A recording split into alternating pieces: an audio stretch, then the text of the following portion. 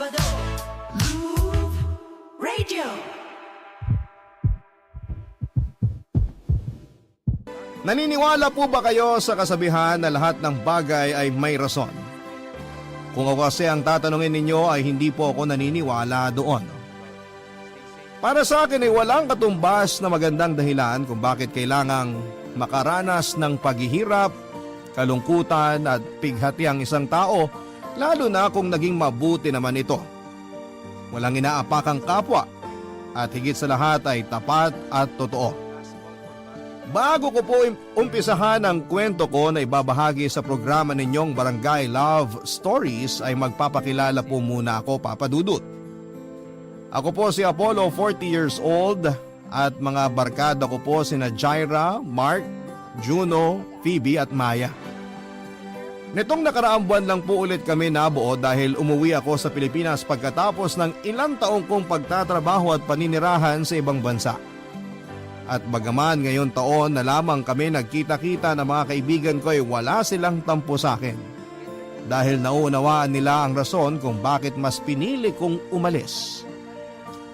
Papa Dudut, introvert po ako pero lumalabas ang angking kong kadaldalan at kabibuhan kapag kasama ko ang mga tropa ko. Komportable kasi ako sa kanila at higit sa lahat ay pinagkakatiwalaan ko po ang mga taong yon. Bali una ko pong nakilala sina Jaira at Mark nang lumipat ako sa company na pinagtatrabahuhan nila. Tapos pinakilala ni Jaira sa amin ni Mark si Phoebe at Maya. Huling nakasali sa grupo namin si Juno at doon na nga nabuo ang pagkakaibigan naming anim. Solido po kami, Papa Dudut, bagaman meron din kaming kanya-kanyang pinagdaraanan sa buhay. Pero bago po dumating sa buhay ko ang mga kaibigan ko ay meron na akong girlfriend na itinuring ko na ring best friend. Siya po si Diana. 6 na taon na po kaming in a relationship nang mabuo ang barkada namin ni Jaira. At kilala po nila si Diana dahil lagi ko pong bukang bibig sa kanila ang nobya ko. Hindi niyo ako masisisi, Papa Dudut. In love po ako kay Diana. Natatandaan ko pa nga hanggang ngayon ang araw na unang beses ko siyang nakita sa school dahil pareho kaming volunteer sa isang non-government organization na nagbibigay ng mga braille books, audiobooks at large prints sa mga SPED pupils at nagbabasa ng mga kwentong pambata sa mga visually impaired, Papa Dudut.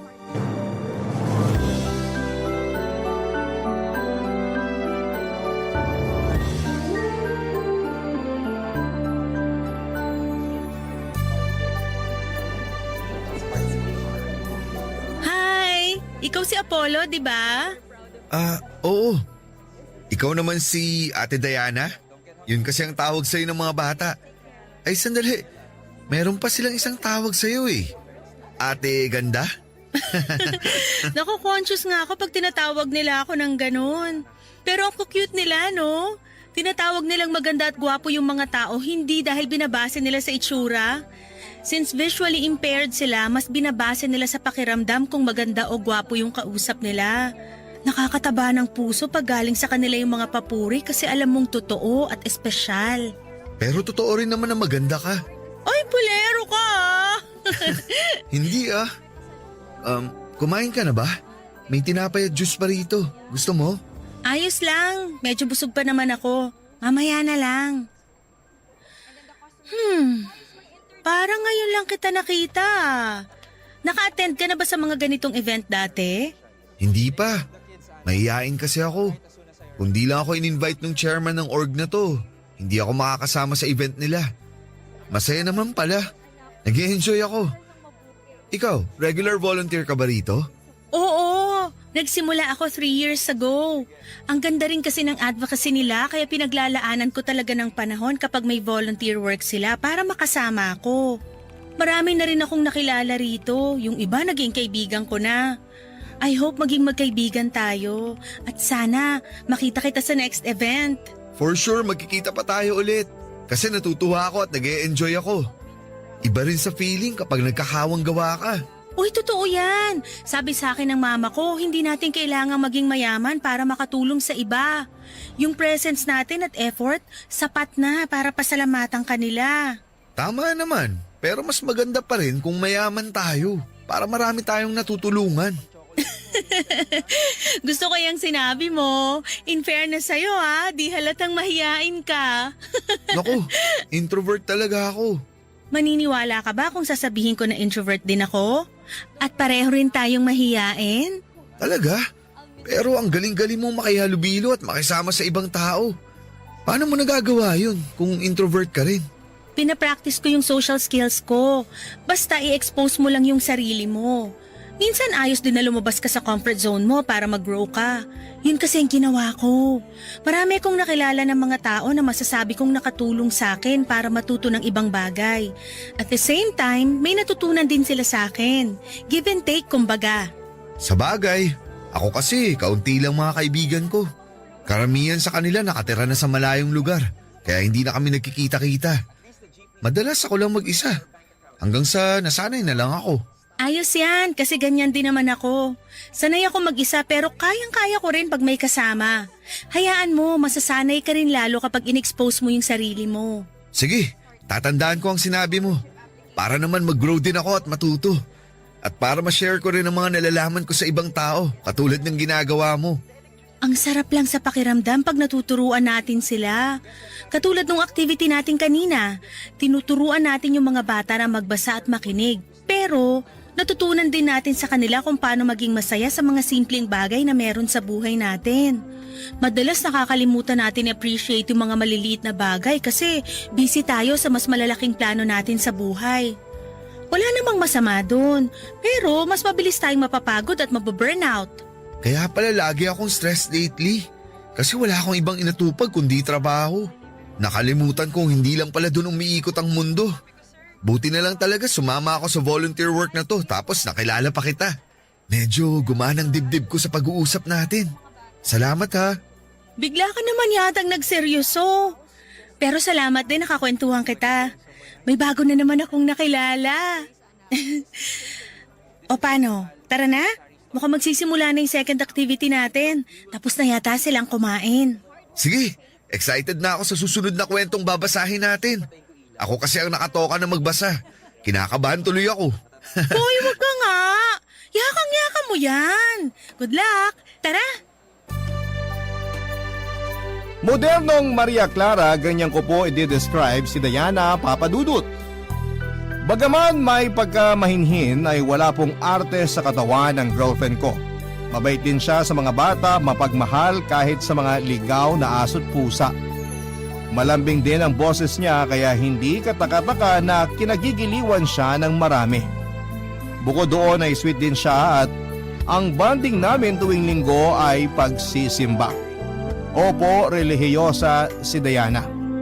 At noong nagkakilala kami at nagkakwentuhan ay naglakas loob akong hingin ang number niya para pwede pa rin kaming mag-usap kahit na walang volunteer ang NGO na sinasalihan namin. Binigay naman po sa akin ni Diana ang number niya kaya tuwang-tuwa ako. Nagsimula kaming magpalitan ng text messages at masasabi kong dahilan kung bakit ako napupuyat sa gabi. Pero wala po akong pinagsisihan, Papa Dudut. Nagtatrabaho po bilang executive assistant sa isang pharmaceutical company si Diana, Papa Dudut. May mga oras na sinusundo ko siya sa pinagtatrabahuhan niya, parang para yayain kumain sa labas o di kaya yung manood ng sine. At habang tumatagal ang pag-uusap namin ay lumalalim po ang pagkakakilala ko sa kanya. At ang masasabi ko lang ay lalo akong humahanga sa kanya, Papa Dudut. Pareho po kasi kami ng values at moral lalo na sa pamilya. Importante sa amin na i-honor namin ang aming mga magulang dahil silang nagdala sa amin sa mundo. Kaya nga hindi katakataka na nahulog ang loob ko kay Diana. Kabado ako nang aminin ko pa nga sa kanya na gusto ko siya ng higit pa sa isang kaibigan at laking tuwa ko nang sabihin niyang pareho kami ng nararamdaman. Sinabi ko po sa kanya na gusto ko siyang ligawan, bagay na sinang-ayunan naman po niya. At kahit na wala akong masyadong alam sa panliligaw, Ginawa ko po ang best ko para makuha ang matamis niyang oo, Papa Dudut.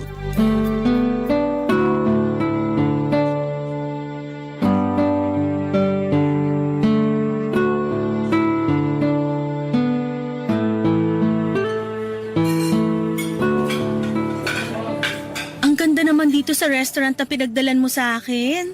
Akala ko hindi ka mahilig lumabas. Saan mo nalaman to? Sa internet. Siyempre, nag-research ako. Nagpunta na rin ako rito para tingnan kung totoo yung review nila sa page bago kita inaya. Gusto ko kasi maging espesyal ang bawat sandali na kasama kita. Pati na ang lugar na pagdadalan ko sa'yo. Kasi deserve mo yun, Diana. Kung makapagsalita naman to, deserve mo rin ng magagandang bagay kasi mabuting tao ka, Apollo. Alam mo, nung ligawan mo ko, mas nakilala kita ng husto. Marami akong na-discover sa'yo na masasabi kong ikaw na nga ang... Ako na nga ang ano. Ang lalaking gusto ko maging boyfriend ko? Ha? Sinasagot na kita, Apollo! Pumapayag na akong maging girlfriend mo! Seryoso ba yan, Diana? Hindi ka nagbibiro? Seryoso ako! Oo, ang sagot ko sa panliligaw mo! Thank you! Thank you! Sobrang saya ko talaga ngayon kasi tayo na!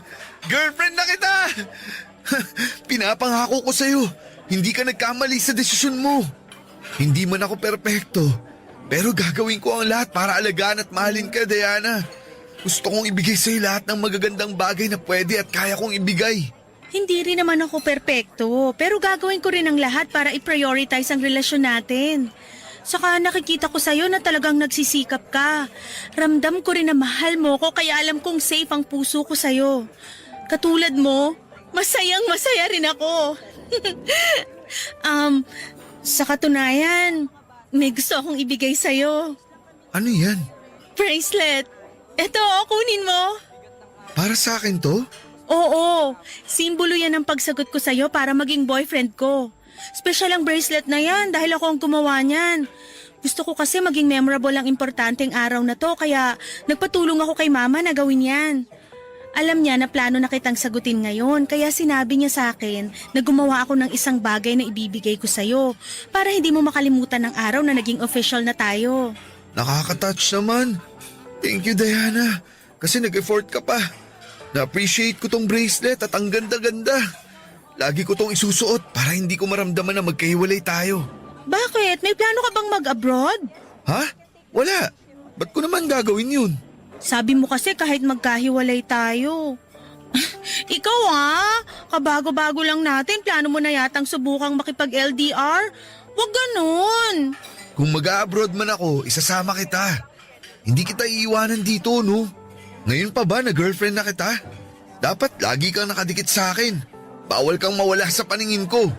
Kung pwede nga lang, itatali na kita sa bewang ko eh. Hoy, sobra naman yon. Joke lang, ikaw naman. Pero yun nga, salamat ulit sa bracelet. Iingatan ko to. Katulad ng pag-iingat ko sa puso mo. Akin na ang kamay mo. Halikan ko tong kamay mo, ha? Mahal na mahal kita, Diana. Mahal na mahal din kita, Apollo. Thankful ako kasi dumating ka sa buhay ko. Pakiramdam ko, hindi lang ako nagkaroon ng boyfriend. Nagkaroon na rin ako ng best friend. Salamat kasi minahal mo ko. Ako ang dapat magpasalamat. Lalamig na lang tong pagkain natin, hindi pa tayo tapos magpasalamat sa isa't isa. Napansin mo rin pala. Sige, kain na nga tayo. Oo, mabuti pa. Kanina pa ako natatakam sa order natin eh. Sino mag-aakala na ang isang tahimik na lalaki na katulad ko ay magkakaroon ng girlfriend sa katauhan ni Diana Papadudut? Walang pagsidlan ang saya ko at kulang na lamang ay humiyaw ako at magtatalon sa tuwa matapos niya akong sagutin. Pakiramdam ko ay nakalutang sa alapaap ang mga paa ko at ayaw ko na pong buwaba pa sa lupa. Doble din ang saya sa dibdib ko ng mga panahon na yon nang ibigay sa akin ni Diana ang bracelet na simbolo ng pagiging magkasintahan namin. Nangako ako sa kanya na lagi ko yung susuotin at hinding-hindi ihiwalay sa pulso ko dahil kahit magkalayo kami, para ko na rin siyang kasama, Papa Dudut. Hindi po perpekto ang relasyon namin ni Diana. Dumaraan din kami sa mga away-bate pero sa huli ay namamayani sa amin ang komunikasyon at pagkakaunawaan kaya nagtagal ng 6 na taon ang aming pagsasama bago dumating sa buhay ko ang mga barkada ko, Papa Dudut. At kahit gano'n na nga kami katagal ni Diana ay nananatiling nasa honeymoon stage pa rin kami sa relasyon namin.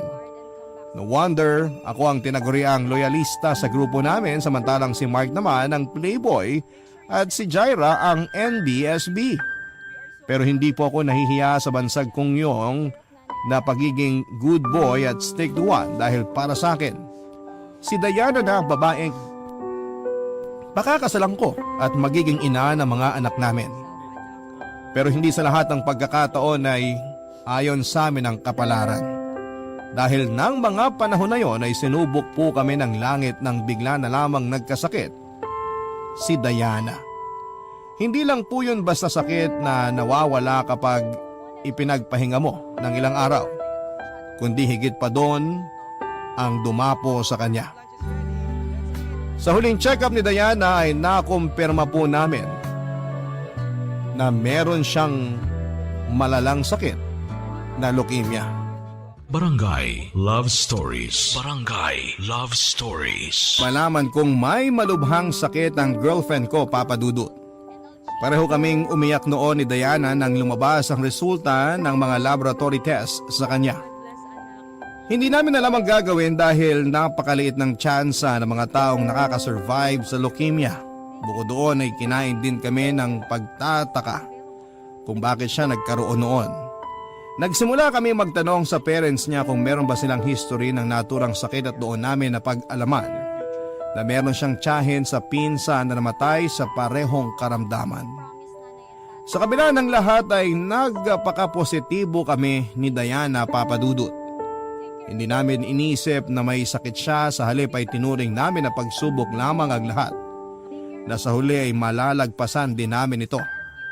Nang mga panahong yon ay ginugol ko ang buong atensyon ko sa pag-alalay kay Diana, lalo na nang magsimula siyang sumailalim sa chemotherapy. Sinigurado ko po na nasa tabi niya lamang ako palagi kapag pinagdadaanan niya ang masasakit na parte ng gamutan niya. Hawak ko po ng mahigpit ang kamay niya, Papa Dudut, pagkatapos niyang ikimo. Tapos nagkukwento ako ng magagandang bagay para makalimutan niya ang sakit na nararamdaman niya. Dahil sa pagiging abala ko sa girlfriend ko ay hindi na ako masyadong nakakapasok sa opisina. Naubos na rin ang leave credits ko kaya nagtitiis akong umabsent na walang bayad. May mga oras na pinapapasok na ako ni Diana kapag binabantayan siya ng family member niya. Bagay na ginagawa ko na lang para kahit papaano ay hindi po ako matanggal sa kumpanyang pinagtatrabahuhan ko. Pero ang hirap mag-focus sa trabaho dahil nasa ospital at nasa kanya ang isipan ko, Papa Dudut.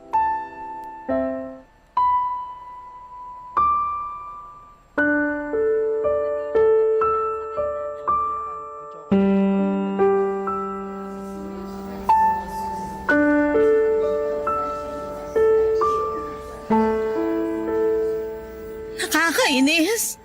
Bakit kailangan ko pang magkasakit ng ganito? Mamamatay na ba ako?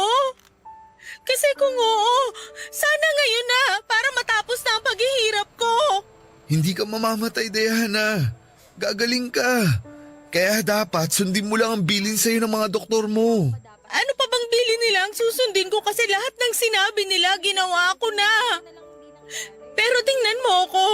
Walang nagbabago sa katawan ko. Ang payat-payat ko na, Apollo.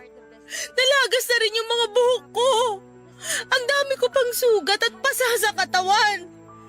Niwala ng lakas ang mga tuhod ko para makatayo mag-isa. Lagi na lang ako nagpapatulong sa'yo, di kaya kina Mama at Papa. Wala na akong silbi. Kaya kami nandito ng mga magulang mo. Para tulungan at alalayan ka, Diana. Hindi ka walang silbi dahil kailangan mo kami. Kailangan mo kami dahil may sakit ka. Naiintindihan ko na nahihirapan ka. Pero sana huwag ka namang magsalita ng ganyan. Huwag kang susuko kasi lahat kami umaasa na magiging maayos ka. Na malalampasan mo lahat ng to. Ayoko nang umasa para mabigulan sa dulo, Apollo. Kaya huwag niyo nang lokohin ang mga sarili niyo. Nagagaling pa ako dahil imposible nang mangyari yon. Napakaliit ng tsansa na may makasurvive sa leukemia. Karamihan sa mga nagkakaroon ng ganitong sakit na mamatay. At yun din ang mangyayari sa akin kaya ngayon pa lang, hiwalayan mo na ako. Umalis ka na, iwanan mo na ako. Ano bang sinasabi mo? Bakit mo ako pinagtatabuyan? Kasi wala ka ng dahilan para manatili sa tabi ko. Hindi na ako gagaling, isaksak mo yan sa utak mo. Naghihintay na lang ako ng araw kung kailan ako mamamatay. Kaya hindi mo na dapat sayangin ang oras mo sa akin dahil hindi mangyayari ang inaasahan nyo na gagaling ako. Alam ko yon. Ramdam ko yon dahil katawan ko to, Apollo. Kahit na anong mangyari, hindi kita iiwan. Hindi ako aalis sa tabi mo. Palagi kitang sasamahan. Kahit maliit yung tsansa na sinasabi mo, gusto kong dalawa tayo ang lumaban sa sakit mo. Diana, please. Huwag ka namang ganyan, oh. Huwag mo ako ipagtabuyan na parang aso. Apollo, hindi ka ba nakikinig? Alin ba sa mga sinabi ko ang mahirap intindihin? Mamamatay na ako! Hindi na ako gagaling! Mas mabuti ba na iwanan mo na ako para pag nangyari yun, hindi na masyadong masakit sa parte mo. Ituring mo na lang na patay na ako ngayon para mabilis kang makamove on. Kabaliwan ang gusto mong mangyari dahil kahit mawala ka, hindi pa rin kita makakalimutan. Saka, huwag mo kang pangunahan ng mga bagay.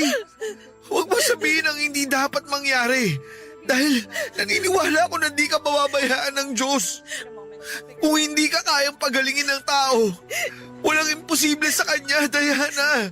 Alam ko naman yun. Pero paano yung kalooban niya na kunin ako kaysa pagalingin? Paano kung ganun pala yung will niya para sa akin? Sige nga, paano ko yun tatanggapin? Paano mo yun tatanggapin?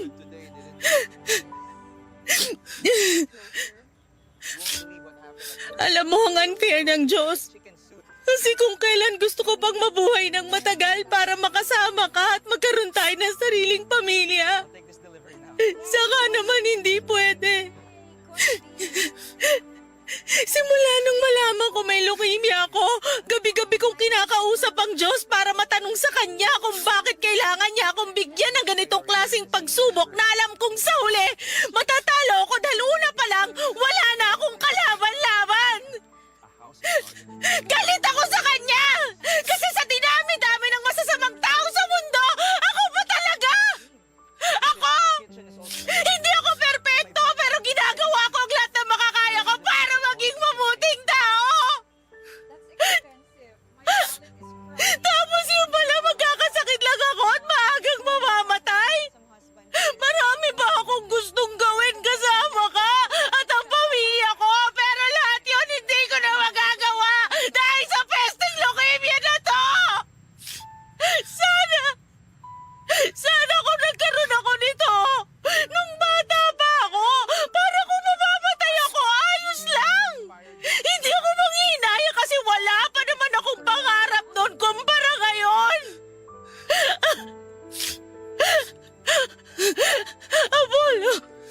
Apollo, natatakot ako! Ayoko magmamatay! Gusto ko pa kayong makasama ng matagal! Hindi ka mamamatay. Magiging ayos din ang lahat, Diana. Kailangan mong maniwala na gagaling ka. Kasi sinusunod mo naman ang mga sinasabi sa'yo ng doktor eh. Ginagawa din nila ang mga kaya nila para maging maayos ang kondisyon mo. Oo, medyo malabo pa sa ngayon yung pag-asa dahil maliit ang tsansa. Pero dapat pa rin tayong maging positibo. Huwag kang mag-alala. Hindi ako aalis sa tabi mo. Hindi kita iiwan kahit anong mangyari. Lagi kitang sasamahan sa laban mo. Kasi mahal na mahal kita. Kaya please, huwag mo na akong paalisin. Huwag mo na akong itaboy dahil mas nasasaktan ako. I'm so sorry, Apollo. Hindi ko naman talaga gustong paalisin ka eh. Ayoko, iwanan mo ako. Hindi mangyayari yun. Hindi kita iiwanan, okay? Tahan na, mahal ko.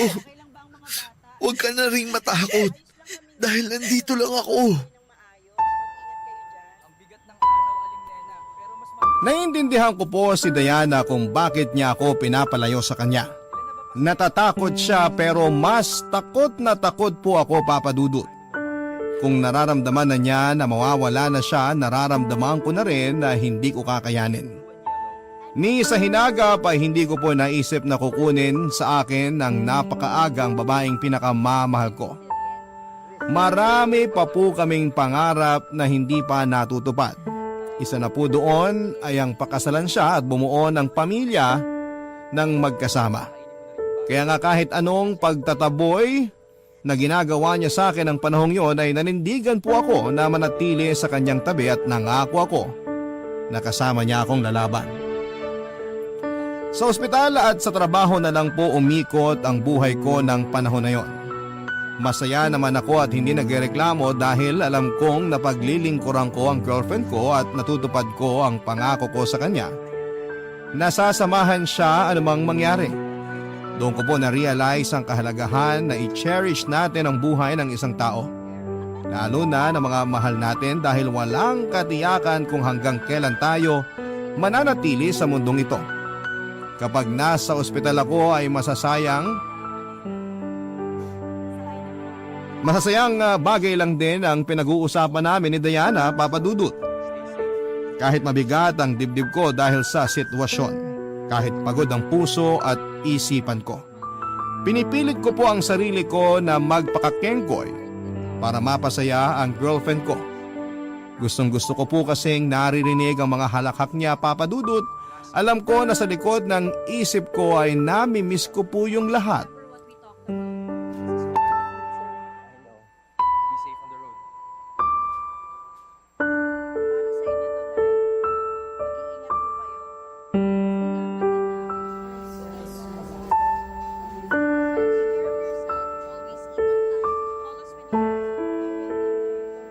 Apollo?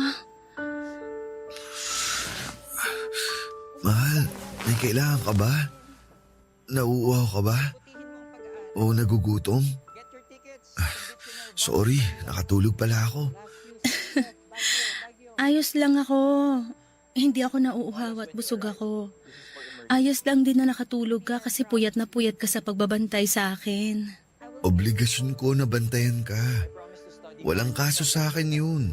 At masaya ako dahil nasa tabi mo ako. Masaya rin ako kasi nasa tabi kita. Ang swerte-swerte ko dahil ikaw ang naging boyfriend ko. Salamat, Apollo, ha?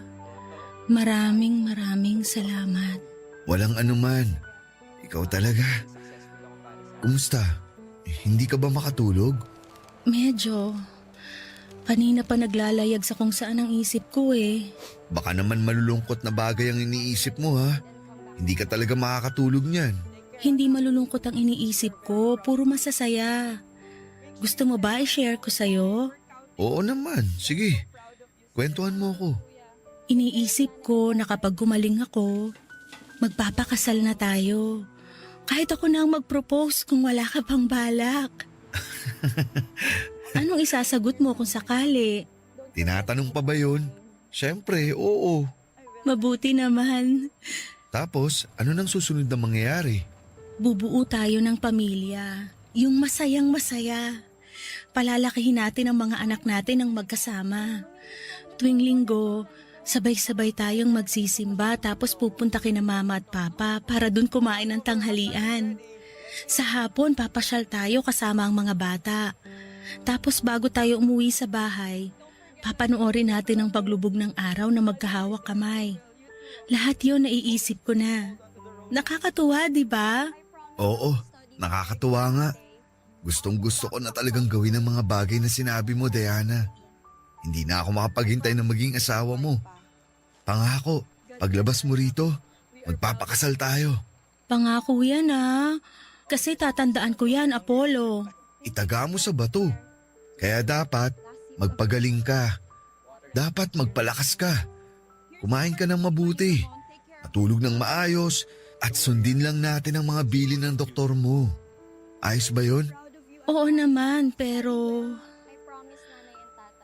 kung sakaling hindi na ako gumaling at hindi na natin matupad lahat ng mga sinabi ko, sana wag mo kong kakalimutan Diana naman, ano bang sinasabi mo?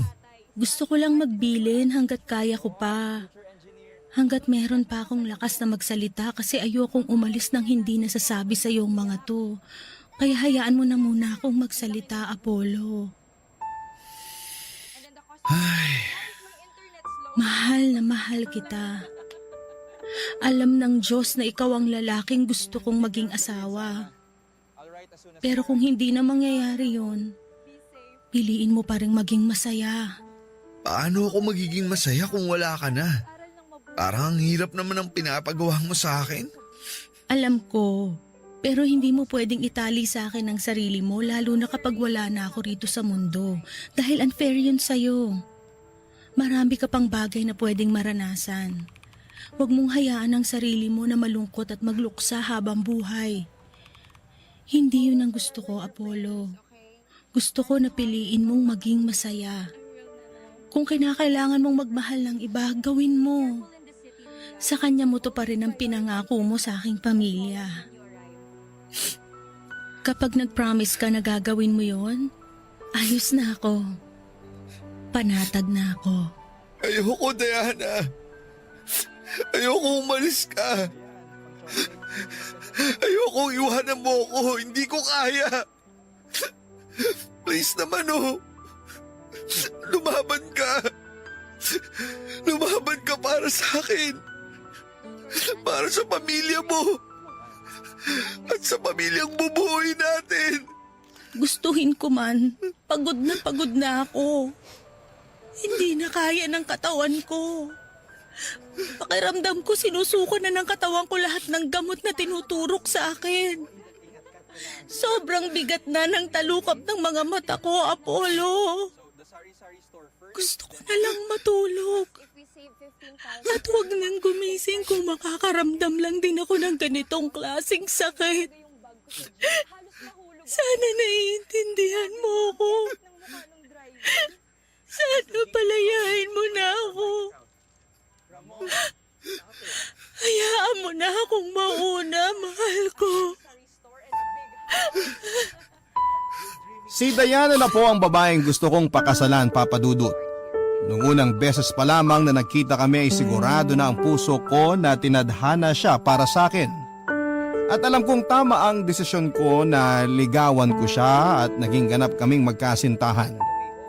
Sa paglipas ng panahon ay napatunayan namin na sigurado na kami sa isa't isa. Pero bakit kung kailan handa na kaming humakbang tungo sa panibagong pahina ng buhay namin ay bigla namang kaming bibigyan ng pagsubok na kulang na lang ay lumpuhin kami, Papa Dudut. Walang gabi simula nang malaman kong may cancer sa dugo si Diana na hindi po ako nagdasal sa Panginoon at nagmamakaawa sa kanya na iligtas niya ang kaisa-isang babaeng mahal ko. Gustong gusto ko pong tumanda na kasama si Diana. Gustong gusto ko po siyang makasamang bumuo ng aming pamilya. Marami pa po kaming masasayang pagkakataon na pagdadaanan bilang mag-asawa, kaya malaking dagok po talaga ang pagkakasakit niya. Papa Dudut, umasa po kaming pareho na diringgin ng langit ang pakiusap namin kahit sa pinaka-imposibleng sandali. Nagagaling din si Diana at malalagpasan niya ang kanyang sakit. Na matutupad namin ang mga pangarap sa buhay ng sabay at magkahawak kamay. Ngunit sa isang iglap ay nagbago ang lahat. Nawalan ako ng pananalig sa Diyos nang hindi niya dinggin ang panalangin namin. Nawalan ako ng tiwala sa kanya nang biguin niya ako matapos niyang bawiin sa akin ang babaeng mahal ko, Papa Dudut. namatay po si Diana. Hindi na kinaya ng katawan niya ang lumulubha niyang sakit, kaya naman iniwan na niya ako. Nang araw na mawala siya sa akin ay hindi po ako makaiyak. Ang nararamdaman ko lang noon ay matinding galit at kagustuhan na sundan sa kabilang buhay ang babaeng pinakamamahal ko. Barangay Love Stories. Barangay Love Stories. Galit na galit po ako sa Diyos dahil kinuha niya sa akin si Diana. Ilang beses ko siyang tinanong kung bakit kailangan niya kaming paghiwalayin ng maaga sa buhay na ito samantalang wala namang kaming ginagawang masama. Naging tapat po kami sa buong panahon ng aming relasyon kaya bakit hindi niya kami kaya na suportahan at hinayaang maging masaya. Nang mga panahon na yon ay hindi pa rin po ako makapaniwala na patay na ang babaeng minamahal ko. Hindi ko matanggap na iniwan na ako ni Diana na hindi ko na maririnig ang malambing niyang boses at tawa. Hindi ko na makikita ang maamo niyang mukha o ni mararamdaman ang init ng kanyang mga yakap at halik. Iyak po ako ng iyak nang iburol siya at hanggang sa maihatid siya sa huling hantungan niya. Kasama po niyang inilibing ang puso ko noon, Papa Dudut. Hindi ko po alam kung paano magsisimulang muli at hindi ko maisip kung paano ipagpapatuloy ang buhay kung durog na durog ang puso. Doon ko na rin po napabayaan ang lahat, Papa Dudut. Simula sa trabaho, maging ang mga barkada ko. Naging malayo ang loob ko sa kanila dahil ang nasa isipan ko ng panahon na yon ay gusto kong mapag-isa. Napabayaan ko na rin ang sarili ko dahil lagi lamang akong nagkukulong sa kwarto. Wala akong pakialam kahit mag-alala sa akin ang gusto ang pamilya ko. Ang nasa isip ko lang ng panahon na yon ay mamatay na rin ako para makasama ko na si Diana. Sa gitna ng pagluluksa ko ay isang kaibigan ang bumisita sa akin, Papa Dudut. At yon ay walang iba kung hindi si Juno.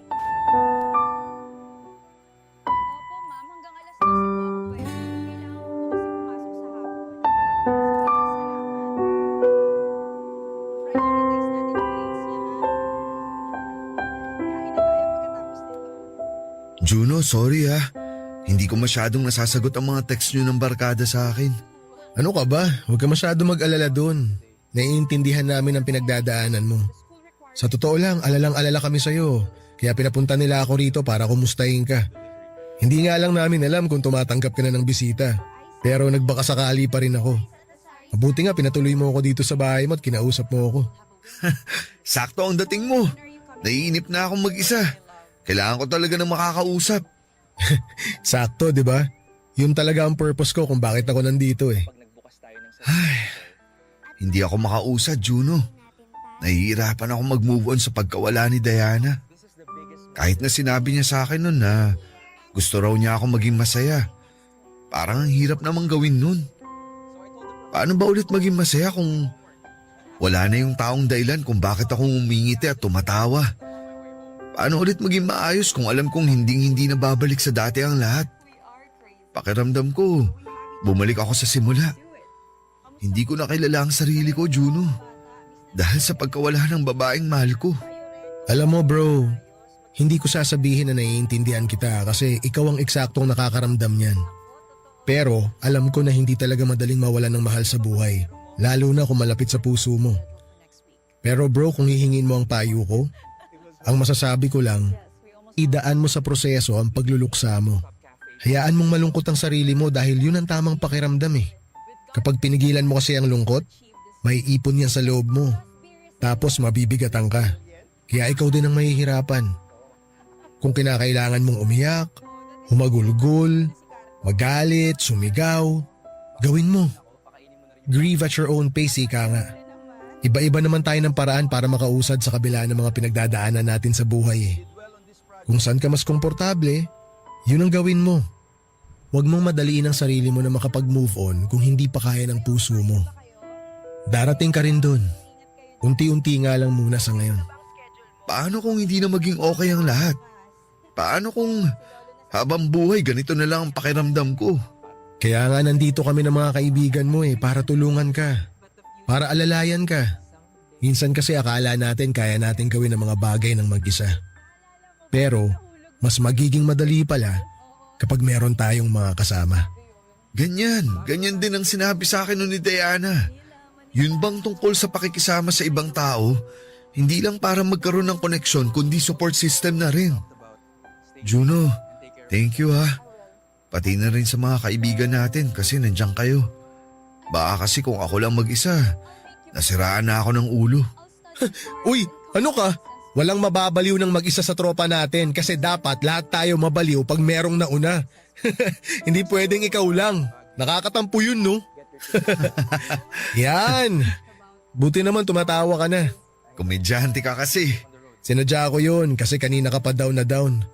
Hindi ako sanay Pero basta bro, wag mong kalimutang umiti kahit paunti-unti. Kaya mo yan. Nandito lang kami kung kailangan mo ng makakausap. Isang tawag mo lang o kaya isang text mo lang. Pupuntahan ka namin agad.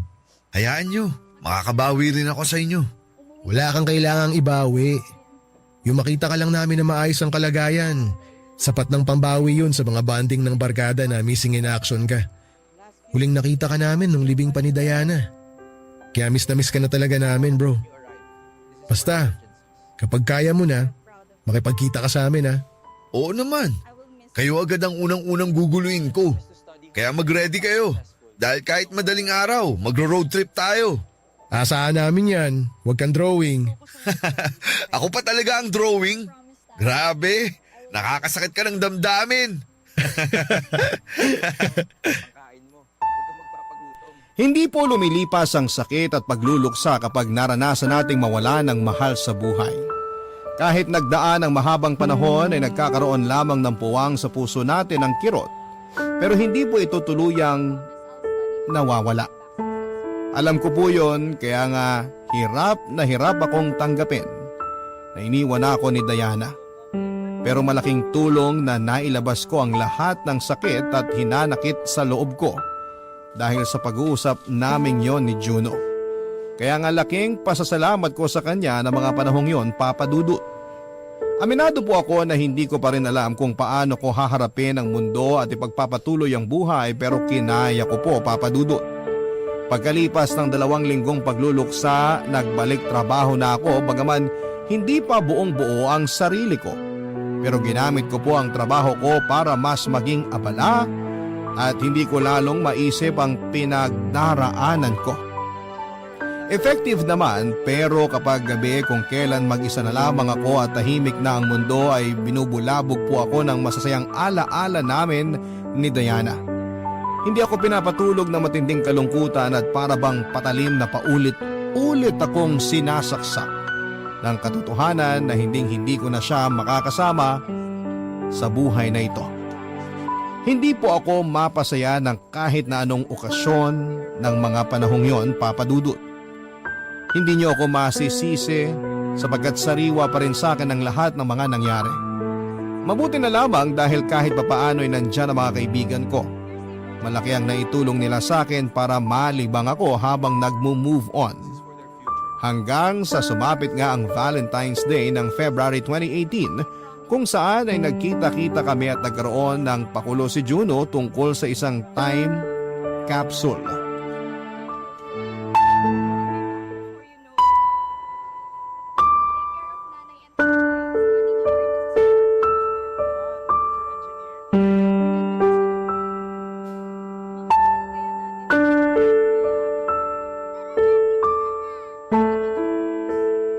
Anong nilagay mo sa time capsule? Yung bracelet na binigay sa akin ni Diana. Sinabi ko noon sa kanya na hindi ko ihiwalay sa akin ang bracelet na yun. Dahil kahit magkalayo kami, para ko na rin siyang kasama. Ibig bang sabihin yan, pinapalaya mo na siya? Hindi ko pa kayang palayain si Diana. Pero gusto kong magsimula ng panibagong buhay nang hindi na siya kasama. Pero hindi naman ibig sabihin nun, kinakalimutan ko na siya. Lagi pa rin siyang nasa puso ko at mga alaala namin.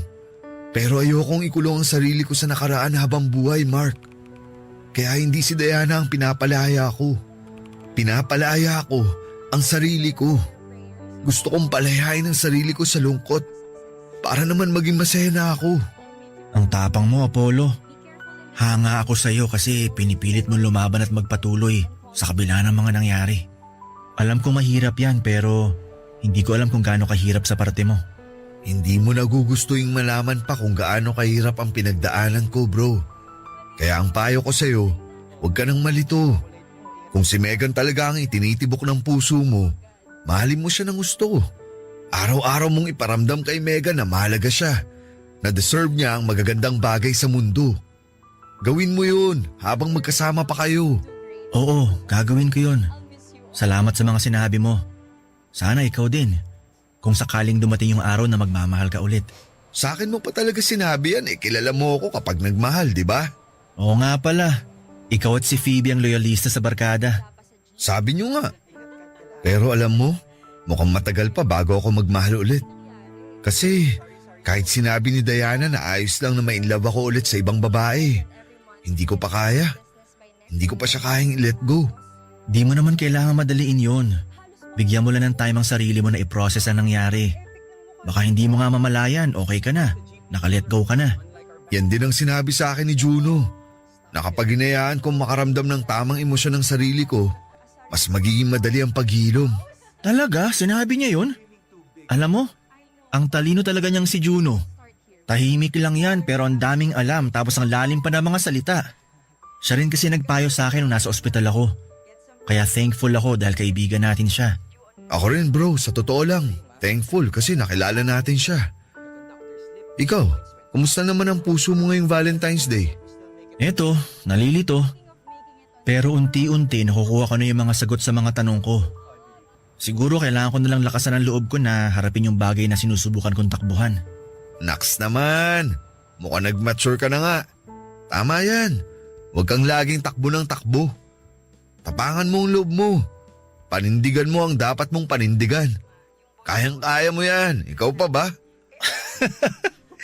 Inuto mo pa ako, Apollo. Hindi kaya. Dahil dyan, magyosi muna tayo habang hinihintay natin dumating si Phoebe. Ano, Jika? Sige, pahinging isa.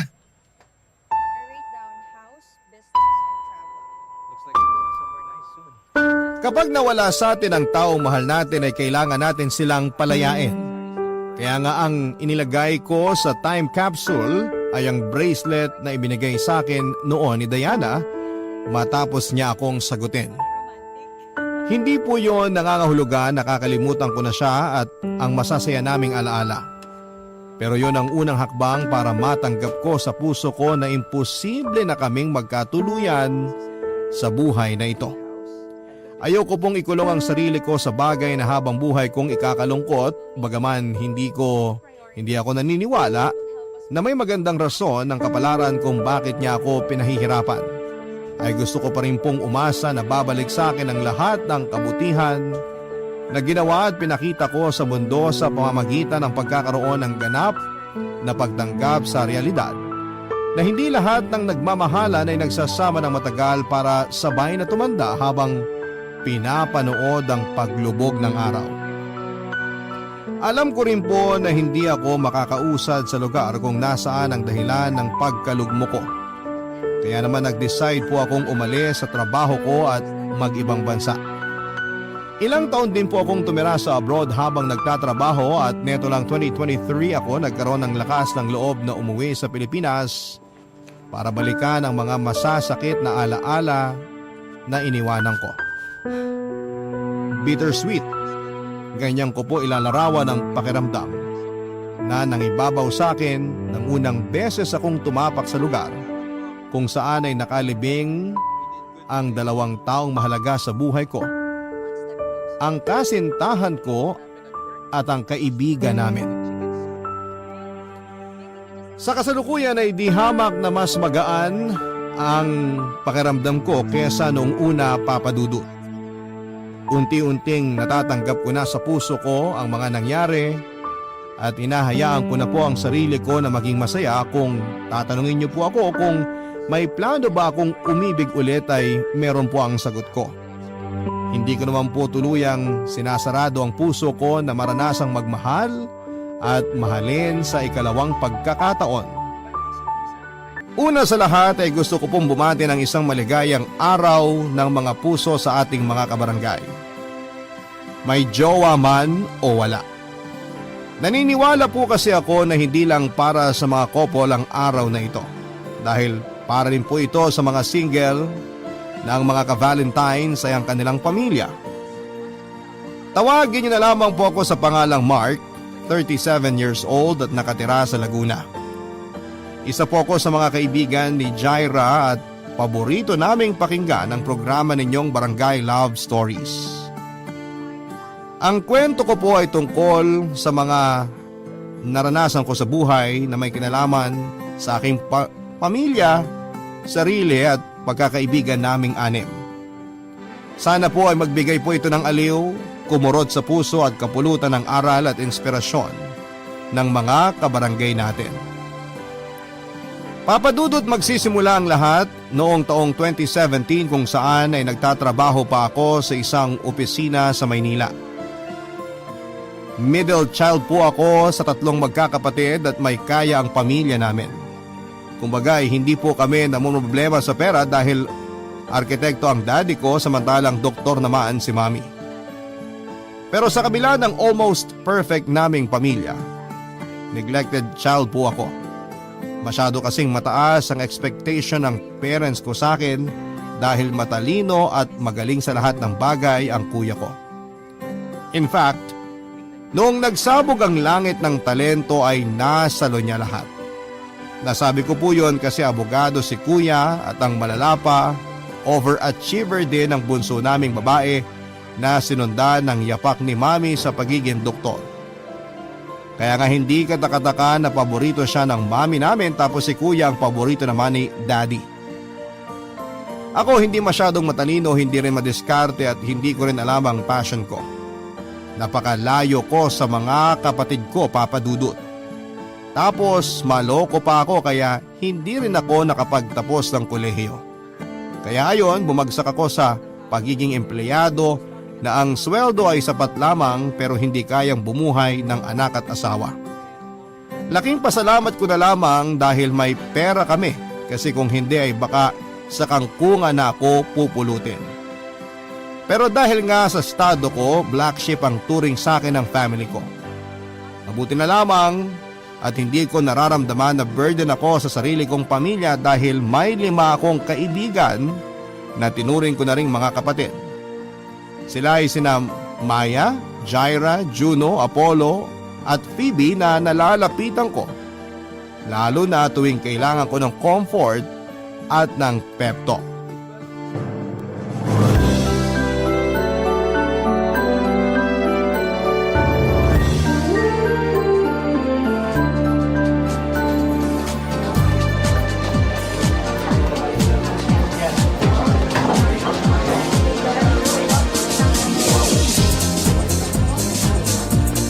Hoy, dahan-dahan lang naman sa pag-inom. Baka mamaya gumapang ka na pa uwi. Sige ka, hindi kita tutulungan. Bahala ka dyan. Sobra ka naman. Parang wala tayong pinagsamahan ah. Hindi na ba ako malakas sa iyo ngayon? Porque... Oo, wag mo lang ituloy. Baliw. Basta, wag ka lang masyadong magpakalasing. Magtira ka ng pang-uwi natin kasi iiwanan talaga kita. Oo na. Sandali. Wala na ba talagang darating sa mga kaibigan natin? Wala na. Si Jaira kasama si Phoebe. May problema raw kasi yung kaibigan natin yun kaya kailangan ng karamay. Si Apollo nagbabantay sa ospital. Si Juno missing in action. Mabuti nga sumagot ka sa tawag ko eh. Buti rin pumayag kang samahan ako mag-inom ngayon. Thank you, Maya. Wala yun. As if naman kaya kitang tiisin tsaka hindi rin naman ako busy. Tapos gusto ko rin namang mag-unwind. Ay, maiba tayo. Bakit pala bigla ka nagyaya ng inuman? May problema ka ba? Hulaan ko. Family problem yan ano? Kasi diba... Hindi ah. Wala kaming problema ng pamilya ko. Nag-aya akong uminom kasi... Wala lang. Feeling ko lang makikipaghiwalay na sa akin girlfriend ko.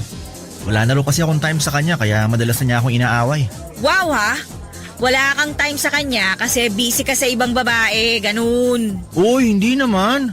Loyal ako pag nasa relasyon. Kaso nakakasawa na siya eh. Ang demanding niya. Gusto kausap ako 24 oras. Kaya ayos na rin sa akin maghiwalay kami. Ang iniisip ko lang, ayoko mabakante. Ibang klase ka rin talaga, no? May hinahabol ka bang kota sa pagkakaroon ng mga babaeng dinedate? May kakilala ka ba na pwede mong ireto sa akin? Malay mo, siya na palang pang seryosohan ko. Nakatulong ka pa na tumino ako, di ba? Ang lakas ng amats mo, swear! Pero meron akong kaibigan eh. Single siya at matagal-tagal na ring walang karelasyon. Kaso hindi kita irereto sa kanya kung kayo pa ng girlfriend mo. Mamaya saktan mo lang din yung tao, sumpa pa ako nun. Uy, sobra ka naman sa akin. Masisisi mo ba ako? Kung magpalit ka ng babae, para ka lang nagpapalit ng damit. Ayoko lang kasing maging isa sa mga biktima mong kaibigan ko dahil nako, sasakalin talaga kita, Mark. Alam mo, Maya, kilala nyo lang akong babaero. Pero hindi nyo alam yung seryosong side ko pagdating sa mga babae. Oo, babaero ako, pero di ako manloloko. Di ko sila pinagsasabay-sabay. Kaya nga interesado akong makilala yung kaibigan mo para dun pa lang masabi ko na kung compatible kami. At huwag ka mag-alala dahil hindi ko naman siya agad aanuhin sa first date namin. Ha? Anuhin ka dyan? Napakasira ulo mo, no?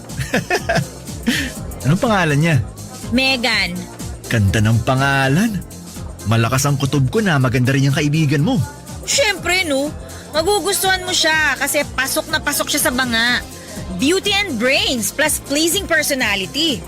Basta ayus-ayusin mo lang, Mark. Nako, wag mo siyang paaasahin kung hanggang pagkakaibigan lang ang feelings mo sa kanya dahil nako talagang tatamaan ka sa akin. Promise, hindi ko siya paaasahin. May isang salita ako, Maya. At salamat kasi kapag nag-workout kami ni Megan, ikaw ang una kong ililibre sa amusement park. Di ba? Pangarap mong pumunta dun? Di ba sabi mo gusto mong sumakay sa extreme rides? Hindi kaya. Baka pangarap yan ng isa sa mga naging jowa mo noon. Nalito ka na. Dinamay mo pa ako. Ala, mukhang nalito na nga ako. Ibang klase? Hindi kita kinakaya. Mabuti pa, uminom na lang tayo. Order ka pa, libre ko. Oy, dapat lang, no? Kung nagyaya eh.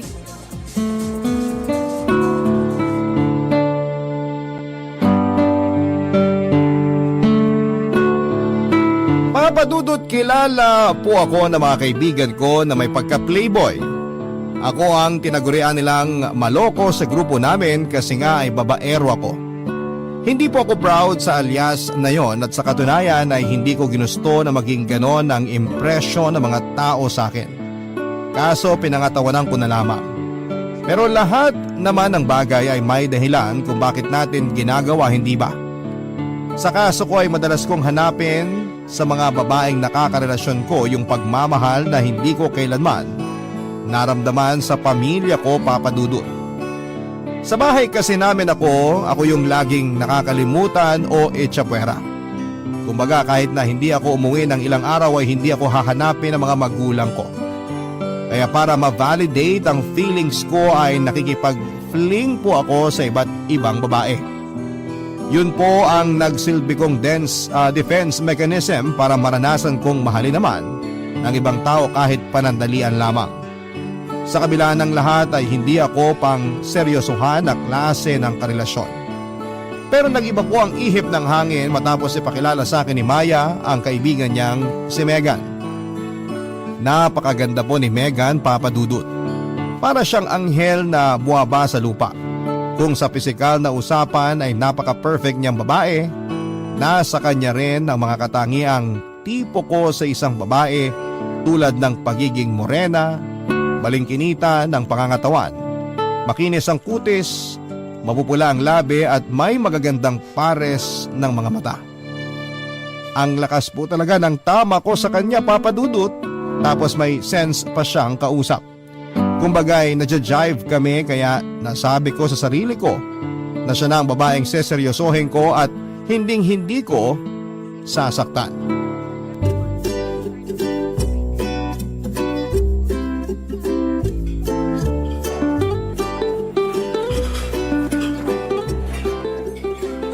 Ay, wow!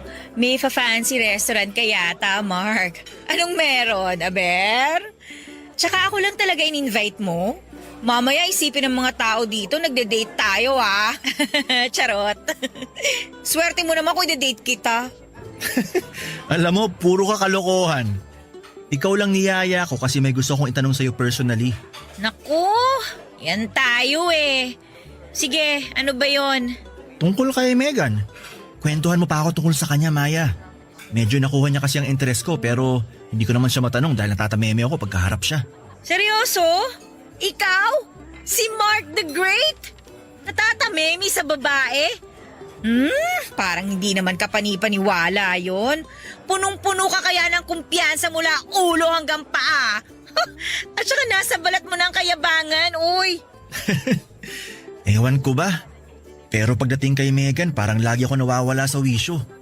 Alam kong hindi yun normal sa akin kasi nga tulad ng sabi mo, punong-puno ako ng kumpiyansa pero basta, iba siya sa lahat. Kaya nga nakuha niyang interes ko eh. Ngayon gusto ko naman siyang makilala ng husto. Sobrang walang kwenta kasi yung mga naitanong ko sa kanya nung nagkita kami. Ni hindi ko man lang natanong yung mga basic. Sige. Ano bang gusto mong malaman? Yung mga gusto niya, sa pagkain. Mahilig ba siya sa mga resto na ganito o may iba pa siyang gustong kainan? Para naman kapag niyaya ko siya mag-date, alam ko kung saan siya dadalhin. May paborito ba siyang pagkain? Saan siya may allergy para maiwasan kong bilhin? Ba, ayos ah. Mukhang interesado ka nga sa kaibigan ko. Tinamaan ka? Sagutin mo na lang kasi mga tanong ko, Maya. Please naman oh. Oh well, hindi naman maselan si Megan pagdating sa pagkain. For sure, ma-appreciate niya kapag dinala mo siya sa mga mamahaling restaurant katulad nito. Pero mas komportable siya sa mga normal lang. Yun bang hindi masyadong sosyal? Wala naman kasing arte sa katawan ng babaeng yun eh. Kaya niya mag-adjust, pero kung ako sa'yo, tanungin mo rin siya. Communication is the key pa rin. Okay, noted. Sa pagkain, ang alam ko may allergy siya sa mani eh. Favorite niya chicken. Kahit na anong luto, adobo, tinola. More on Filipino food ang taste niya. Ay, mahilig din pala siya sa Indian food. Mahilig din siya sa gulay, seafood. Kaya nga sexy yun eh, tsaka ang ganda ng kutis. Sa dessert naman, ang consistent niyang ino-order kapag pumupunta kami sa mga coffee shop, tiramisu. Mahilig kasi yun sa kape, kaya kahit dessert niya, may kape. Wow, salamat. Mukhang magkakasundo nga kami kasi mahilig din ako magkape. At mahilig ka rin mambabae. Noon yun, no? Hindi na ngayon kasi nandyan na si Megan. Ay nako, ayusin mo talaga Mark ha. Pangatawanan mong kaibigan ko at wag na wag mo siyang sasaktan ha. Oo naman, magtiwala ka sa akin. Kilala mo naman ako eh. Willing kong talikuran ng pagiging loko-loko kasi dumating na ang babaeng siseryosohin ko. Naniniwala naman ako na magagawa mong magseryoso sa isang babae kaya nga hindi na ako nagdalawang isip na ireto siya sa'yo eh. Tsaka masaya rin ako kasi nakikita ko yung effort mo para mas makilala yung kaibigan ko. Sana kayo na nga ang endgame. Sana kayo yung magkatuluyan sa huli. Pero basta ha, maid of honor ako sa kasal nyo. Sure, at yan din naman ang gusto ko pag nagkataon. Pero sa ngayon, magpapa-impress muna ako sa kaibigan mo. Kailangan hulog na siya sa akin para mabilis nang maging kami. Wow ha, galawan mo talaga pang babaero. Hindi ko tuloy alam kung paano kita naging kaibigan eh. Ikaw naman, huli na para magsisi ka kasi magtutropa na tayo, no? Tsaka ngayon ka pa talaga luminya ng ganyan pagkatapos ng lahat. Ewan ko sa'yo. Mabuti pa kumain na lang tayo, kanina pa ako nagugutom. Sige lang, magtanong ka pa ng mga gusto mong malaman tungkol kay Megan para mas makilala mo pa siya ng gusto. Yun! Yan ang gusto ko! Interesado po talaga ako kay Megan Papadudut. Kaya ako na mismo ang nakipaghiwalay sa current girlfriend ko at that time. Total ay doon din naman papunta ang relasyon namin. Bale, inunahan ko lamang siya kasi nga ay plano ko na noong kaibiganin si Megan at makipaglapit ng husto sa kanya. Nang mga sumunod na araw ay dineskartehan ko na po si Megan. Nandyan yung niyayaya ko na siyang kumain sa labas at mamasyal, bagay na pinauunlakan naman niya. Doon ko naramdaman na may pag-asa ako sa kanya, Papadudut. Hindi naman po sa pagmamayabang pero guwapings naman kasi ako at malakas ang karisma. Pero alam kong hindi ako pwedeng magloko dahil lagot ako kay Maya. Kaya nga inassure ko siya na malinis ang intensyon ko sa kaibigan niya. Dumating po yung point na sinimulan ko ng ligawan si Megan, Papadudut. Desidido kasi akong patunayan sa kanya na totoo ang feelings ko at willing akong paghirapan ang matamis niyang oo. Hindi nga nagtagal ay sinagot niya ako at naging opisyal na naging magkasintahan kami. Corny man sa pandinig ng iba. Pero ako na yata ang pinakamaswerteng lalaki sa balat ng lupa dahil girlfriend ko na si Megan. Wala pong araw na hindi ako nagpapasalamat sa Diyos at kay Maya dahil nakilala ko ang isang babae na sure na akong pakakasalan ko pagdating ng panahon. Barangay Love Stories. Barangay Love Stories. Almost perfect mga kapuso, ganyan ko po i-describe ang relationship namin ni Megan. Kumbaga, hindi na namin kailangang kilalanin ng matagal ang isa't isa dahil ramdam na namin na may koneksyon kami. Sobrang compatible po namin at malayong malayo sa mga babaeng nakakarelasyon ko. Kumbaga, noong ko lang naramdaman yung spark na hindi ko nakita noon sa iba kundi kay Megan lamang. Opo, tama kayo, sobrang in love na ako sa kanya. Bago sa akin yung pakiramdam kasi hindi ako sanay dahil hindi ko naman po ito kinamulatan sa loob ng pamamahay namin.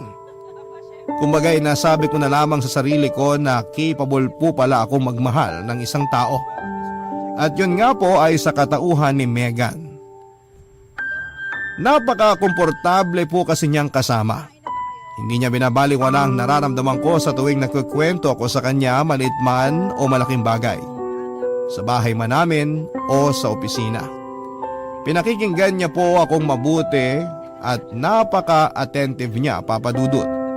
Hindi rin po mababa ang tingin sa akin ni Megan at ramdam na ramdam ko na mahal niya rin ako katulad ng pagmamahal ko sa kanya. Kapag binabalikan ko ang alaala ng una naming pagkikita hanggang ngayon ay kinikilig pa rin ako. Siyempre dahil masayang masaya ako ng panahon na yon.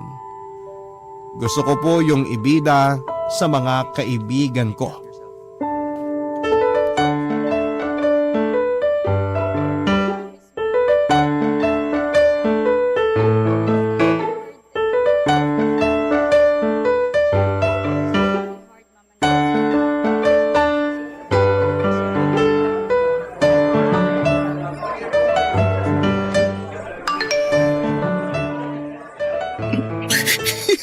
Abot hanggang anit ang ngiti mo, Mark ah. Uy, mapupunit na mukha mo. Mukhang alam ko na kung bakit siya ganyan. Wow! May lahi ka pala manghuhula, Juno. Kahit naman hindi ko hulaan, halatang halata ka. Ano ba kasi yun, Mark? Parang may gusto kang sabihin pero hindi mo naman masabi. Tsaka kanina pa namin napapansin ng ngiting wagas ka dyan sa kachat mo. Don't tell me may bago ka na namang babae ha, samantalang kakasabi mo lang sa GC natin, nakipag-break ka na sa jowa mo. Well, tama ka dun, Jaira. Nakipag-break nga si Mark sa girlfriend niya. Pero, tama ka rin dahil may bago na siya. Wow! Ang bilis naman! Para namang di natin kilala tong tropa natin. Galawang breezy to eh. Correction. Si Megan ang huling babaeng mamahalin ko. Siya na rin ang pakakasalan ko pagdating ng araw. So, totoo nga na may Megan ka? Seryoso ba yan? Baka mamaya ibang pangalan na ng babae ang binabanggit mo sa amin sa susunod na magkita tayo ha? Seryoso ako sa kanya, Juno. Huwag kang ano. Para sa akin, si Megan na ang the one. Actually, yan din ang akala ko, Juno. Pero mukhang tinamaan talaga si Mark sa kaibigan ko eh. Kaya nga sabi ko, kapag nagpakasal sila, kunin nila akong maid of honor. Sa bagay, malay natin. Maging katulad na ni Apollo tong si Mark. Yun bang loyalista at marunong makontento sa isang babae? Pero bro, good luck sa inyo ni Megan ha. Sana magtagal kayo. Salamat. Gusto ko rin talaga na magtagal kami. Mature na talaga ang kaibigan nating to. Bakit parang pinagsakluban ng langit at lupa ang itsura mo, Jaira? Di ka ba masaya para kay Mark at Megan? Ha? Ako pa ba? Ganito lang talaga ang itsura ko pero happy ako para kay Mark. Pareho pa sila ng initials ni Megan, meaning meant to be talaga sila. Bakit kami? Pareho din naman kami ni Mark na letter M ah. Meant to be naman tayo ah. Meant to be na maging magkaibigan. Tama ka na nga. Mag-focus ka na lang sa bagong M sa buhay mo. Pero sobrang saya namin para sa'yo Mark. Congrats. Pero mas magiging masaya kung ililibre mo pa kami. Total, para na rin nating sineselebrate yung newfound love mo. Sige lang, order lang kayo. Si Maya magbabayad. Hoy, ang kapal mo ah! Si Jara daw may sagot. Layasan ko kaya kayo. May regla ka ba, girl? Ba't ang sungit mo? Baliw! Anong masungit? Imahinasyon mo lang yun. Maya, mabuti pa wag mo nang asarin tong si Jaira. Senyasan mo na lang yung waiter kasi o-order ako ng atsara. Nakakaumay si Mark eh. Kanina pang ngiti ng ngiti. Ay nako, iba na talaga ang in love. Tapos may ka-Valentine pa. Swerte mo nagkataon na may chicks ka ngayong Valentines. Nako ah, basta Mark, umayos ka. Si Mark pa ba? Never naman ako nawalan, no? Kahit undas, may love life ako. Ay naku, yabang talaga grabe. Ang hangin! Ah, ganon. O di hindi ko kayo ililibre. Oy, charot lang, ikaw naman. Uy, say sorry to our Mark the Great na, guys. Sayang ang libre. Sorry po, kamahalan.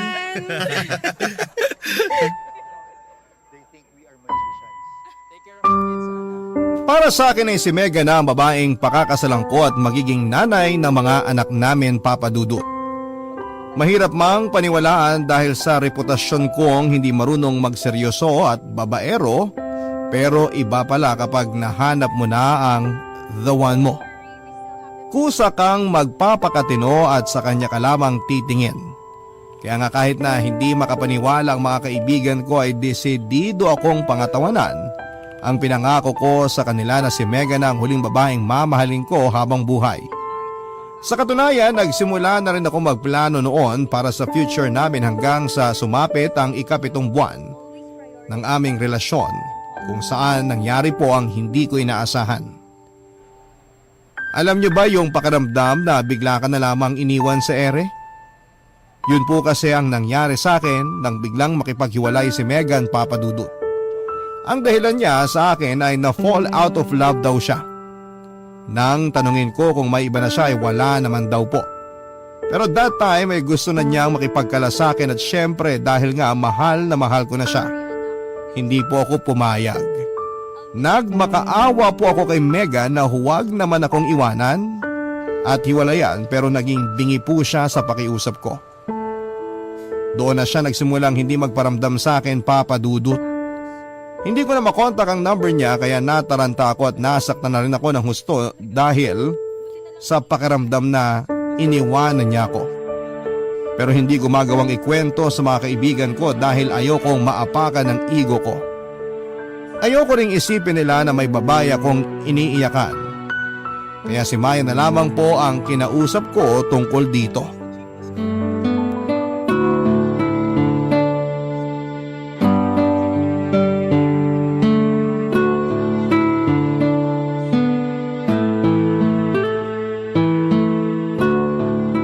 Hi Maya, busy ka ba? Medyo. Sandali, ba't malungkot ang boses mo? Malungkot talaga ako. Sa sobrang lungkot ko, wala akong ganang pumasok sa office. Anyari sa'yo? Wala ka naman sakit? Wala. Pero masakit ang puso ko.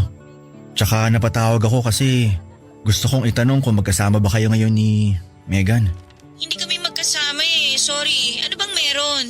Hindi ko kasi siya makontak eh. Nakablock na rin ata ako sa messenger niya.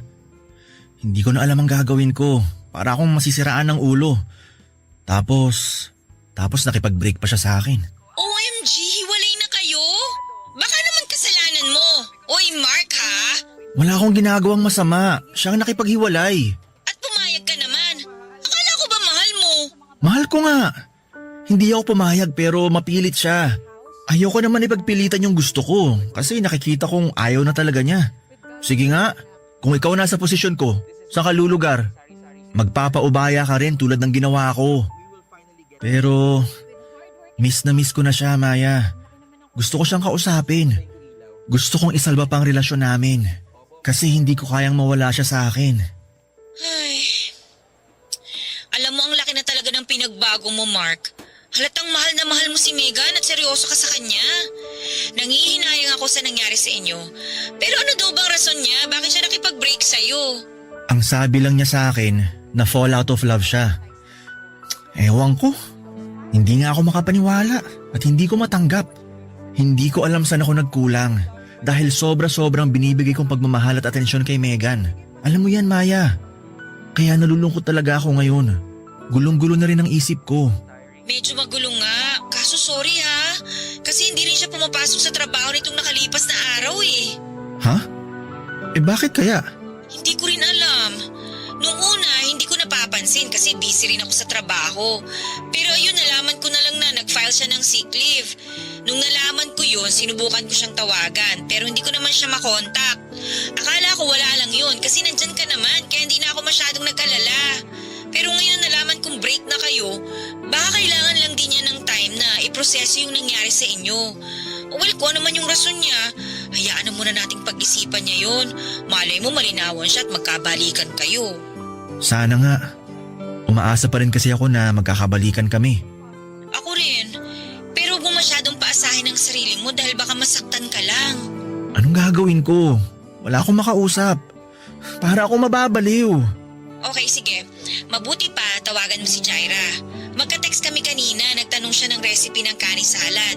Tapos nabanggit niya na naka-off siya ngayon. Bakante siya, pwede mo siyang kausapin para mabawasan naman yung lungkot na nararamdaman mo. Nahihiya ako kay Jaira. Alam mo namang mas open ako sa'yo eh. Sa kanya ka pa talaga nahiya? Tigilan mo nga ako. Kailangan mo nang mapaglalabasan ng lungkot mo. Pwede ka rin umiyak sa kanya. Ay naku, I'm sure maiintindihan ka nun. Hindi ka i-judge nun. Pero if ever, hayaan mo lang. Sige na nga. Text ko na lang si Jaira. Go! Sana maging okay ka kahit konti. Basta nandito lang kami ng mga kaibigan mo ha. Malalagpasan mo rin yan. Ewan ko, pero sana nga. Sure akong kakayanin mo yan. O sige na, marami pa akong gagawin eh. Tawagan kita mamaya. Bye! Ang totoo ay wala po akong ka-ideya-ideya sa kung ano ang nangyayari kay Mega ng panahon na yon. Lalo pa nga nang sabihin sa akin ni Maya na nag-file siya ng sick leave sa work, Papa Dudut. At kahit gusto kong malaman ang dahilan niya ay nirerespeto ko pa rin ang hiling niya na pakikipaghiwalay sa akin kahit masakit. At dahil pakiramdam ko ay mamamatay ako ng araw na yon ay tinext ko po si Jaira dahil siya lang ang available ng time na yon sa mga barkada ko para damayan ako. Ang ending, nag-drive po ako papunta sa apartment niya at nag-inuman kami, Papa Dudut. Ikinuwento ko sa kaibigan kong yon ang lahat ng hinanakit ko sa relasyon namin ni Megan at sa pamilya ko.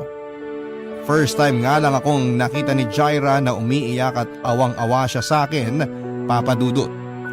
After ng inuman, natatandaan ko pa na nagpaalam na ako kay Jaira na uuwi pero dahil lasing na ako ay hindi siya pumayag.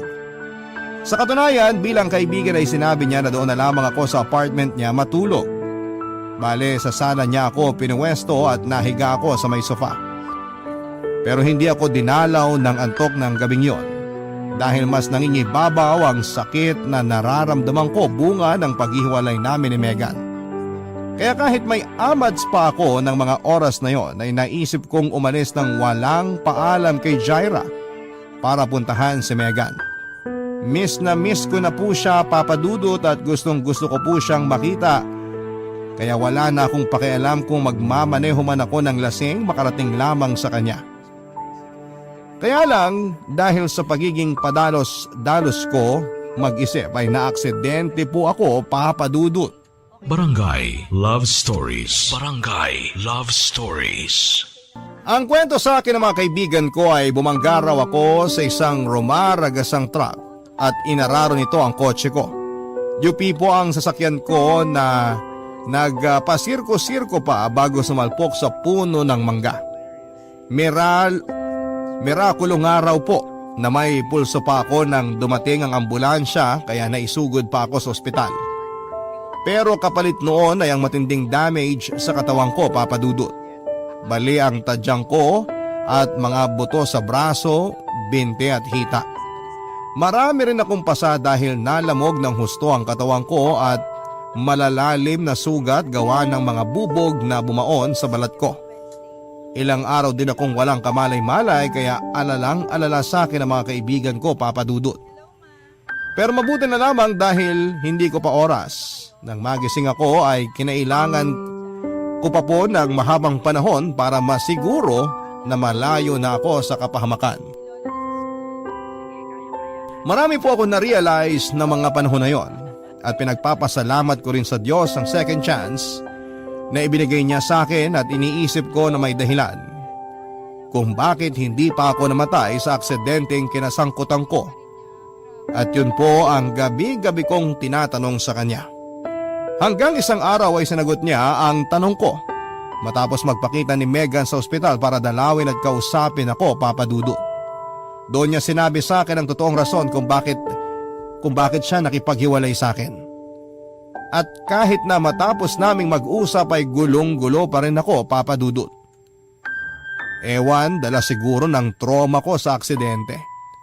Mga gamot na tinurok nila sa katawan ko o kung ano paman.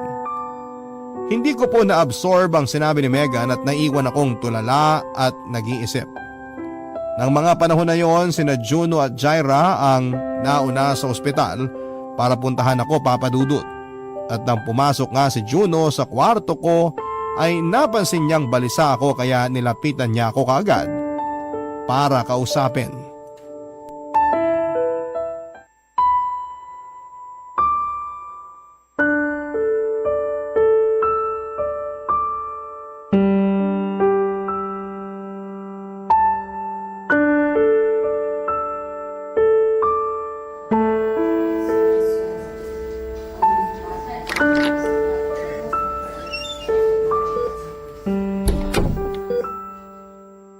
Kumusta na pakiramdam mo? Physically, masakit ang katawan. Emotionally, durog na durog. Ang totoo, nalilito ang puso ko ngayon. Bro, pwede ka mag-share ng problema mo sa akin ha? Alam mo naman makikinig ako. 'Di ba? Kung ikaw ang nasa sitwasyon ko, anong gagawin mo? Paano kung bigla na lang bumalik sa buhay mo yung ex-girlfriend mo para sabihin sa'yo yung totoong rason ng paghihiwalay nyo? Juno, buntis si Megan. Yan ang dahilan kaya siya nakipag-break sa akin. Natakot daw siya, nalito. At nung time na yon naisip niyang ipalaglag ang baby namin pero nakonsensya siya kaya pinagpatuloy niya ang pagbubuntis. Ngayon gusto niya makipagbalikan sa akin para pareho naming mapanagutan ng baby. Pero natatakot ako na maging tatay kaya hindi ako agad nakasagot. Oo, alam kong anak kong dinadala niya. Kaso ano na lang sasabihin sa akin ng mga magulang ko pag nalaman nilang nakabuntis ako? Natatakot din ako at tinatanong kong sarili ko kung magiging mabuting ama ba ako sa baby namin. Kasi ganito lang ako, ordinaryong tao na walang maipagmamalaki. Ayokong madismaya sa akin ng anak ko pagdating ng araw. Katulad ng pagkadismaya sa akin ng mga magulang ko. Nahihirapan ako. Nalilito. Hindi ko alam ang gagawin ko, Juno. Alam mo Mark, naniniwala ako na maiintindihan ng mga magulang mo ang sitwasyon mo kung sakaling pangatawanan mo ang pagiging tatay sa anak niyo ni Megan. Oo, nandyan yung posibilidad na madismaya sila pero kahit pagbali-baliktarin mo man ang mundo, sila pa rin ang tutulong sa iyo eh. Pamilya mo pa rin ang kakailanganin mo para malagpasan yung pinagdaraanan mo. Bro, ano ba ang tinitibok ng puso mo? Sinasabi ba niya na mahal mo pa rin si Megan? Gusto mo pa rin ba na bumuo kayo ng pamilya balang araw? Kasi kung oo, subukan mo pang mas lalong pakinggan ang laman ng puso mo. Dahil naniniwala ako, Mark, na yun ang sagot sa pagkalito mo eh. Sinasabi ko sa iyo to kasi maiksi lang ang buhay. Yang nangyaring aksidente at second life mo, may rason yan. Binuhay ka ng Diyos kasi magiging tatay ka pa sa baby niyo ni Megan. Tungkol naman dun sa sinasabi mong natatakot ka kasi baka hindi ka maging mabuting tatay, ang totoo bro, ikaw lang din naman na makakasagot nun eh. Pag-isipan mong mabuti lahat Mark, huwag kang matakot na magsimula ulit. Kasi hindi pa naman huli ang lahat eh. Basta lakasan mo lang ang loob mo. Tsaka ngayon ka pa ba talaga panghihinaan ng loob? Eh may mas rason ka na nga para mas maging mabuting tao at mas maging mabuting tatay sa magiging anak niyo. Kayang-kaya mo yan, bro. Naniniwala ako sa'yo. Maraming salamat, Juno. Dahil sa sinabi mo, parang nabunutan ako ng malaking tinik sa dibdib. Tama ka naman na dapat ko na talagang ayusin ang buhay ko dahil magiging tatay na ako. Gusto kong ipagmalaki ako ng anak ko balang araw. At ngayon pa lang pinapangako ko na magsisikap ako para mabigyan ko siya ng magandang buhay. Hindi ko alam kung paano magsisimula o kung saan. Pero hindi ako susuko. Tama ka. Kayang-kaya ko to. Sa ngayon, ang isipin mo na lang muna yung gumaling ka ng husto. Magpalakas ka para mas magampanan mo ng mabuti ang mga susunod na chapter ng buhay mo. Bro, ngayon pa lang, proud na ako sa'yo. Thank you, Juno. Sana talaga maging maayos na ang lahat. Sa aming magkakaibigan, si Juno talaga yung hindi ko inaasahang mag-pep talk sa akin, Papa Dudut. May pagka-weird kasi ang isang yon pero alam ko naman na matalino siya. Hindi ko lang ina-expect na sobrang lalim niyang mag-isip at magsalita na parabang may pinaguhugutan ng lahat ng sinasabi niya sa akin. Pero thankful po ako sa kanya dahil nagkaroon ako ng direksyon ng mga panahon na yon. Kaya nga nang makalabas ako ng ospital, matapos kong gumaling ay kinausap ko si Megan at humingi ako ng panahon sa kanya para makapag-isip-isip. Bagay na nirespeto at binigay naman niya sa akin. Gusto ko lang pong linawin na wala akong intensyon na takbuhan ng responsibilidad ko bilang tatay sa magiging anak namin. Pero gusto ko lang ding ihanda ang sarili ko sa realidad na magiging magulang na ako.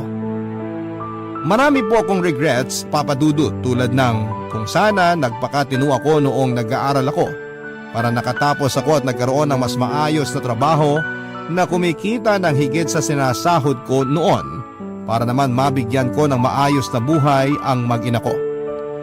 Nandun pa rin po yung pag-iisip na hindi ko pa rin po alam kung kakayanin kong maging ama sa magiging anak namin.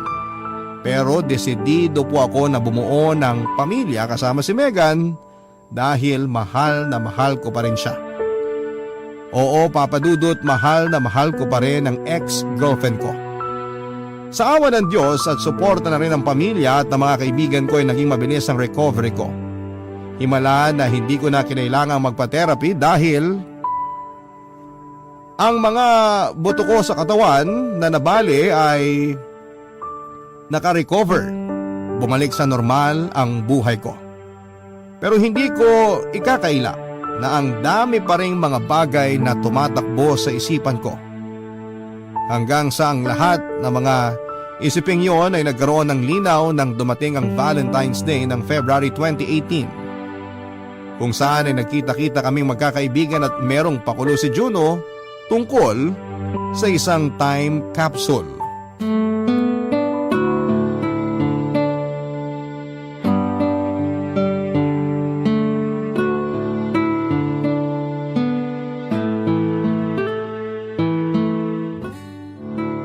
Hi! Kanina pa ba kayo? Medyo, pero okay lang. Kung late ka, mas late si Phoebe. Hahabol na lang daw siya. Bakit daw siya malilate? Okay lang ba si Phoebe? Hindi, pero sana maging okay siya. Anyway, idea ni Juno to kaya pinatawag niya tayo ngayon dito. Okay. Wait, anong gagawin mo dyan sa lata ng biskwit na yan? May laman bang biskwit yan? Pahingi nga ako. Walang laman to. Ay nako, kahit kailan talaga mukha kang pagkain. Sorry, nagbabaka sakali lang naman. So ano ang gagawin natin dito? Time capsule. Ano yun? Itong lata ng biskwit ang magsisilbing time capsule natin. Ibig sabihin, maglalagay tayo rito ng mga bagay na sumisimbolo sa current status natin na eventually may improve natin sa mga susunod na taon.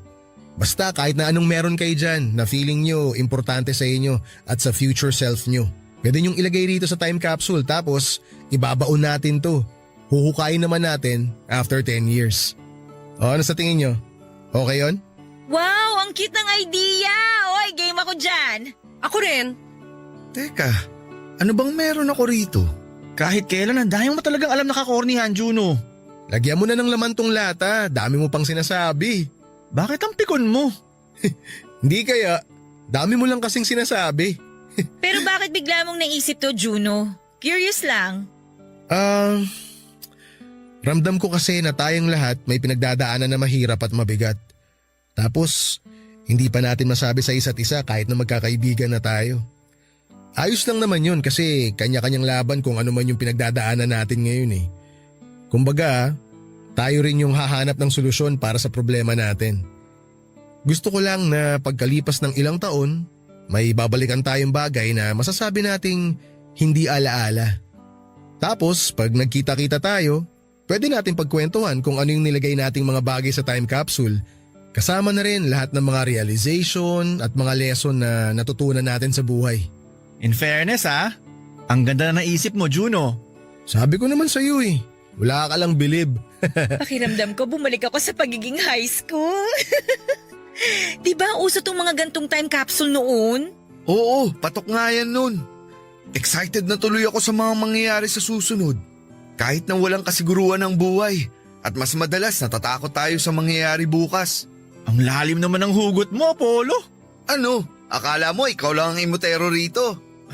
Tama, pareho kayong madrama. Grabing mga lalaking to. Hindi ko kayo kinakaya ha. Mas maarte pa kayo sa aming mga babae. Uy Maya, wag mo akong dinadamay dyan ha. Sina Apollo at Mark lang ang imotero sa barkada. Ang daya nito. Imotero ka rin naman Walang iwanan. Hindi naman ako mangiiwan eh. Magkakasama tayo hanggang dulo.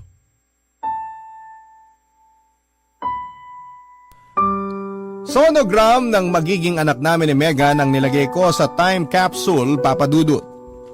Iniwan niya yon sa akin noong nagkita at nag-usap kami sa ospital. Doon ko po na-realize na ang baby na yon ay bunga ng pagmamahalan namin ni Megan. Ibig sabihin bilang mga magulang nito ay dapat ay tanggapin namin siya at mahalin. Wala na po akong pakialam sa mga sasabihin ng parents ko sa akin sakaling malaman nila na magkaka-baby na ako dahil ang mahalaga lang sa akin ng mga panahon na yon ay ang katotohanan na hindi ko ipaparanas sa anak ko na maging neglected child katulad ko. Nangako po ako sa sarili ko na palalakihin ko siya na punong-puno ng pagmamahal. Kaya nga nang maghiwa-hiwalay kaming magkakaibigan that night ay dumiretso po ako sa bahay ni Megan para kausapin siya at ayusin ang relasyon namin. At dahil mas matindi po ang kagustuhan naming maging mabuting magulang sa baby namin at ihemplo na rin ito paglaki ay nagkabalikan kami at nang sumunod na taon ay nagpakasal na. Tulad ng inaasahan, disappointed sa akin ang parents ko pero pinaglaban ko po at pinanindigan. Ang magina ko, bagay na nakita nila sa akin kaya na-realize nila na nagbago na ako. Kumbaga hindi na ako yung dating Mark na sakit sa ulo dahil pilit ko pong pinagbubuti ang disposisyon ko sa buhay para sa pamilya namin ni Megan. Hindi nagtagal ay naging okay din po ang relasyon namin ng mga magulang ko at ang baby namin na unang apo nila ang nagkonekta sa amin para tuluyang mabuo at maging isang pamilya, Papa Dudut. Napakasaya ko po kaya lalo akong nagsikap sa buhay para mapaunlad ang aking sarili. Sa tulong ng mga magulang ko ay nakapag-umpisa kami ng negosyo ni Megan na kumikita ng stable. Hindi na ako empleyado tulad ng dati dahil ako na ang boss sa sarili naming negosyo. Plus meron pa akong maraming oras para sa pamilya ko. Kaya nga nasasabi ko na hindi lang para sa magkasintahan ng Valentine's, para din po ito sa pamilya at sa mga kaibigan natin.